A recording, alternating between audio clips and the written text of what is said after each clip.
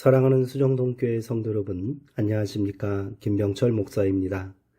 7월 29일 목요일에 드리는 매일 묵상을 시작하겠습니다. 오늘 부르실 찬송가는 408장 나 어느 곳에 있든지입니다.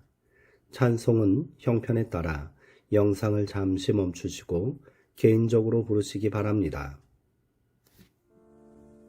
하나님의 말씀은 열왕기상 19장 1절에서 8절까지 말씀입니다. 구약성경 548쪽에 있습니다. 이제 제가 하나님의 말씀을 강독하겠습니다. 이것은 하나님의 말씀입니다. 하나님의 말씀에 경청하시기 바랍니다.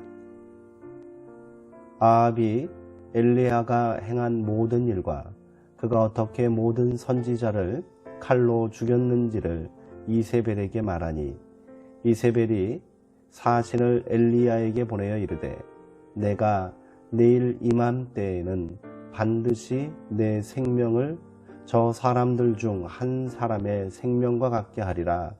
그렇게 하지 아니하면 신들이 내게 벌 위에 벌을 내림이 마땅하니라 한지라. 그가 이 형편을 보고 일어나 자기의 생명을 위해 도망하여 유다에 속한 부엘세바에 이르러 자기의 사환은 그곳에 머물게 하고 자기 자신은 광야로 들어가 하룻길쯤 가서 한 로뎀나무 아래에 앉아서 자기가 죽기를 원하여 이르되 여호와여 넉넉하오니 지금 내 생명을 거두시옵소서. 나는 내 조상들보다 낫지 못하니이다 하고 로뎀나무 아래에 누워 자더니 천사가 그를 어루만지며 그에게 이르되 일어나서 먹으라 하는지라. 본즉 머리맡에 숯불에 구운 떡과 한 병 물이 있더라. 이에 먹고 마시고 다시 누웠더니 여호와의 천사가 또 다시 와서 어루만지며 이르되 일어나 먹으라. 내가 갈 길을 다 가지 못할까 하노라 하는지라. 이에 일어나 먹고 마시고 그 음식물의 힘을 의지하여 40주 40야를 가서 하나님의 산 호렙에 이르니라. 아멘. 잠과 식사라는 제목으로 묵상 말씀을 나누도록 하겠습니다. 갈멜산에서의 대결 이후 신적 분노에 사로잡힌 백성들은 바알과 아세라의 예언자들을 붙잡아 이스르엘 평원을 가로지르며 흐르는 기손 강가로 데려가 모두 죽였습니다. 그런 후 엘리야가 비를 내려달라고 7번 기도하자 바람이 일고 짙은 구름이 몰려와 하늘이 깜깜해지더니 큰 비가 내리기 시작했습니다. 세상 만물을 다스리시는 하나님의 위엄이 오롯이 나타났습니다. 하지만 엘리야의 일방적인 승리로 끝난 것처럼 보이는 이 이야기는 전혀 다른 방식으로 전개되었습니다. 갈멜산에서 벌어진 사건의 자초지종을 전해 들은 왕비 이세벨은 이를 갈며 엘리야를 죽이겠다고 공언합니다. 만일 그를 내일 이맘때까지 죽이지 않는다면 신들에게서 천벌이라도 받겠노라 맹세까지 했습니다. 갈멜산의 엘리야라면 이런 위협 앞에 흔들릴 리가 없습니다. 그런데 성경은 엘리야가 두려워서 급히 일어나 목숨을 살리려고 도망하여 유다의 부엘세바로 갔다고 말합니다. 영웅적인 용기를 보여주었던 엘리야에게 적용된 단어들이 낯설기만 합니다. 두려워서 급히 목숨을 살리려고 도망하여 전형적인 약자의 모습이 아닙니까? 엘리야는 영웅에서 졸지에 반영웅으로 전락한 것 같습니다. 하지만 이게 인간입니다. 어떤 일에 혼신의 힘을 다 쏟고 난 후에는 무력감이나 공허감이 찾아올 때가 많습니다. 그는 쓸쓸한 도망자가 되어 떼약변 밑을 터벅터벅 걷다가 로뎀나무 그늘 아래 앉아 주님께 하소연했습니다. 주님, 이제는 더 바랄 것이 없습니다. 나의 목숨을 거두어 주옵소서. 나는 내 조상보다 조금도 나을 것이 없습니다. 그런데 혼곤한 가운데에서도 잠이 찾아옵니다.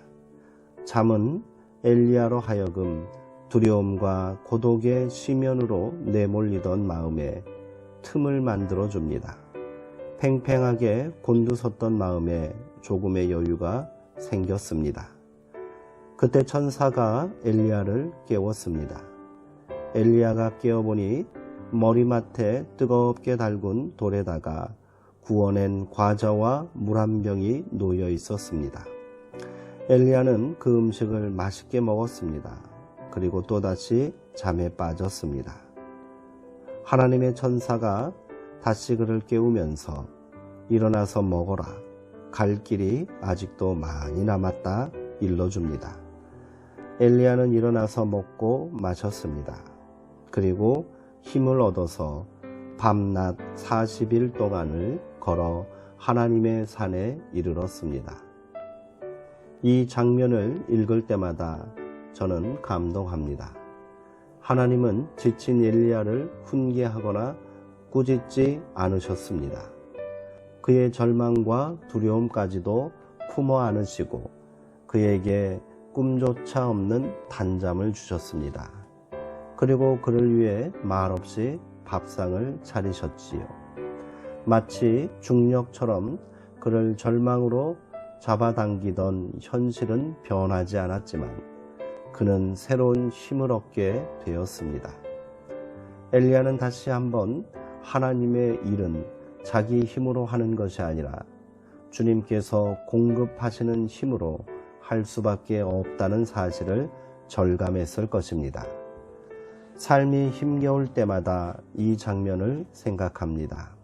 우리를 위해 밥상을 차리시는 하나님을 생각하면 힘이 나는 거지요.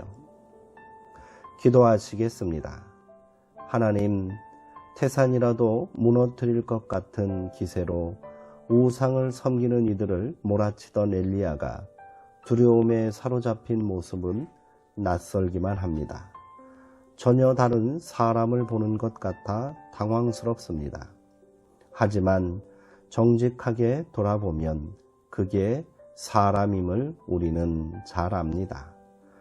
연약함을 꾸짖지 않으시고 말없이 감싸 안으시는 주님의 사랑이 아니면 우리는 다시 일어설 용기를 낼 수 없습니다. 비록 비틀거리며 걸을지라도 기어코 가야 할 목표에 당도하도록 우리를 이끌어 주옵소서. 예수님의 이름으로 기도합니다. 아멘. 오늘 우리가 서 있는 삶의 자리는 여전히 버겁기만 합니다. 패기와 열정으로 해결될 일이 아니기에 더더욱 힘이 빠지고 낙심이 됩니다.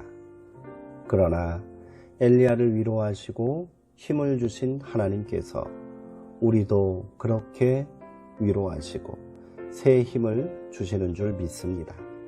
오늘은 주님이 차려주시는 아침 밥상을 배불리 먹고 힘을 내 희망찬 새날을 시작했으면 좋겠습니다. 사랑하는 성도님들, 오늘도 평안하시고요. 주 안에서 강건하시기 바랍니다.